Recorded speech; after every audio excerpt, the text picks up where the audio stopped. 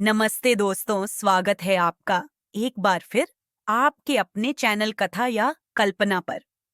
आज हम आपके सामने लाए हैं नर और नारायण की अद्भुत कथा।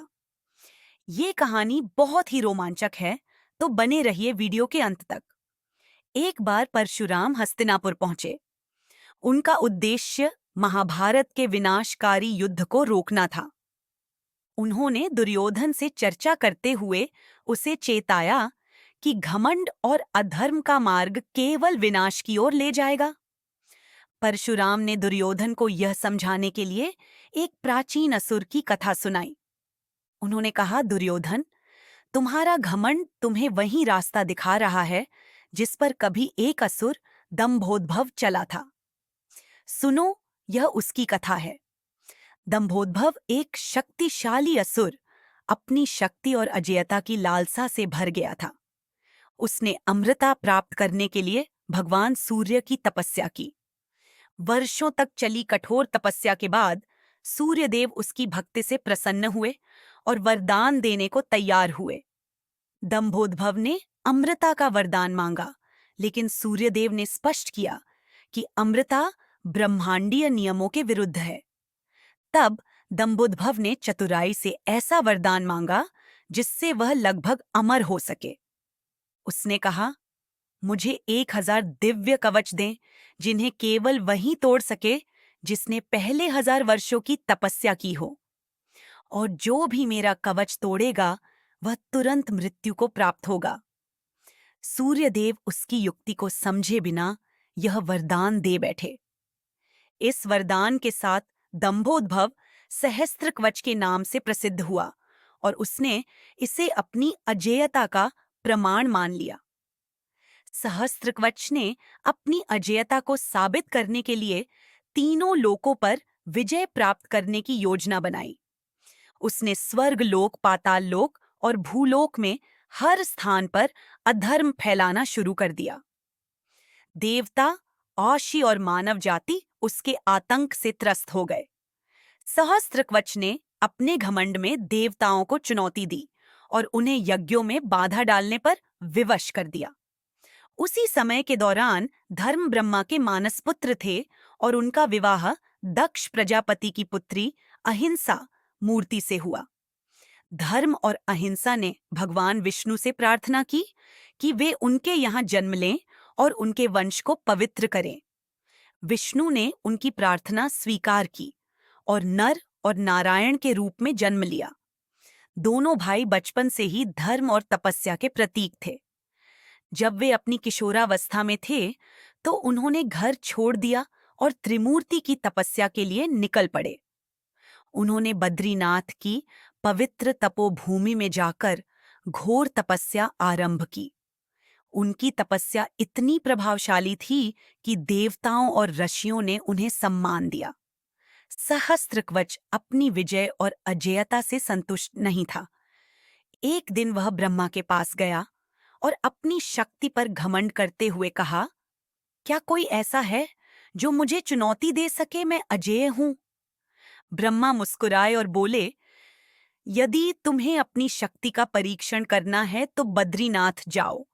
वहां नर और नारायण तपस्या कर रहे हैं। यदि तुम वास्तव में इतने शक्तिशाली हो तो उन्हें चुनौती दो। ब्रह्मा की बात सुनकर सहस्त्रकवच बद्रीनाथ पहुंचा। वहां उसने नर और नारायण को चुनौती दी। हे नर नारायण, मैं सहस्त्रकवच हूं जिसे कोई नहीं हरा सकता। आओ मुझसे युद्ध करो। नर ने शांत स्वर में सहस्त्रकवच की चुनौती स्वीकार की। सहस्त्रकवच ने हंसते हुए कहा, क्या तुम जानते हो कि मुझे मारने के लिए 1000 वर्षों की तपस्या करनी पड़ती है? तुम जैसे साधारण मनुष्य मुझे नहीं हरा सकते। नर ने उत्तर दिया, मैंने तपस्या नहीं की है, लेकिन मेरे भाई नारायण ने मेरे लिए तपस्या की है और अब मैं तुमसे लड़ने आया हूं। युद्ध शुरू हुआ। जैसे ही लड़ाई आगे बढ़ी, सहस्त्रकवच को महसूस हुआ कि नर की शक्ति साधारण नहीं है। नारायण की तपस्या से नर को असाधारण बल प्राप्त हो रहा था। जब नर ने सहस्त्रकवच का पहला कवच तोड़ा तो सहस्त्रकवच चकित रह गया। लेकिन वरदान के प्रभाव से नर तुरंत मृत्यु को प्राप्त हो गया। सहस्त्रकवच ने राहत की सांस ली, लेकिन तभी उसने नारायण को महामृत्युंजय मंत्र का जाप करते हुए देखा। नारायण ने नर को पुनर्जीवित कर दिया।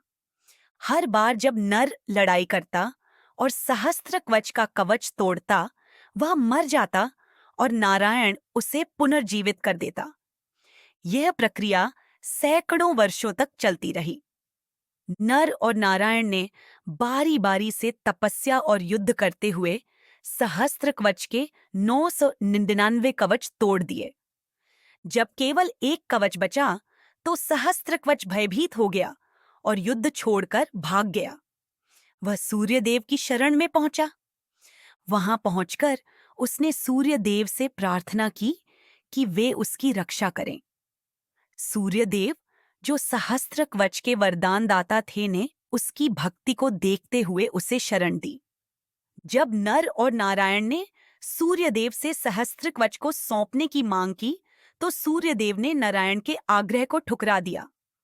यह सुनकर नर ने सूर्यदेव को श्राप दिया कि जब तक सहस्त्रकवच तुम्हारी शरण में है, वह जीवित रहेगा, लेकिन अगले युग में उसकी कथा समाप्त होगी। द्वापर युग में जब कुंती ने सूर्यदेव की प्रार्थना की, तो उनका पुत्र कर्ण के रूप में जन्म हुआ। कर्ण सहस्त्रकवच का अंतिम अवतार था और अपने शरीर पर जन्म से ही कवच और कुंडल लेकर आया था। नर और नारायण ने अर्जुन और कृष्ण के रूप में जन्म लिया। महाभारत के युद्ध में इंद्र ने ब्राह्मण के वेश में आकर कर्ण से उसका कवच मांग लिया, जिससे कर्ण की अजेयता समाप्त हो गई। परशुराम ने यह कथा सुनाते हुए दुर्योधन को समझाया, याद रखो, घमंड और अधर्म कभी विजय का मार्ग नहीं हो सकते। धर्म की विजय हर युग में सुनिश्चित है। ये कहानी आपको अच्छी लगी हो तो कमेंट में जरूर बताएं। ऐसी ही रोचक कहानियों के लिए देखते रहिए कथा या कल्पना। धन्यवाद।